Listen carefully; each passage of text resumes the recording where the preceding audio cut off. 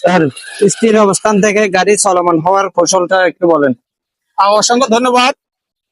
স্থির অবস্থান থেকে গাড়ি চলমান হওয়ার কৌশল হলো, প্রথমত গাড়ি চালানোর পূর্বে যে প্রস্তুতি সঠিক নিয়েছেন কিনা এটি যাচাই করা।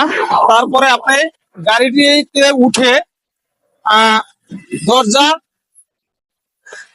এইভাবে বন্ধ করে দেওয়া। তারপরে আপনি যে কাজটি করবেন, সিটে বসছেন, সিটে আরামদায়ক ভাবে বসছেন কিনা সেটি যাচাই করা। প্রয়োজনে আপনার সিট সামনে পিছনে করে অ্যাডজাস্ট করে নেওয়া। তারপরে সিট বেল্ট বেঁধে নেওয়া।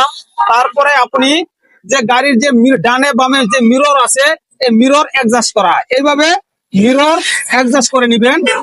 এরপরে আপনি যে কাজটি করবেন, আপনার হ্যান্ড ব্রেক বা পার্কিং ব্রেক টানা আছে কিনা সেটি যাচাই করা। তারপরে আপনার গাড়িটি নিউট্রাল আছে কিনা সেটি আপনার যাচাই করা। এই সব কিছু অনুকূলে রেখে আপনি ক্লাচ চেপে গাড়িটিকে স্টার্ট করবেন। স্টার্ট করার পরে আপনি ডানে সংকেত দেবেন, ইন্ডিকেটর দেবেন।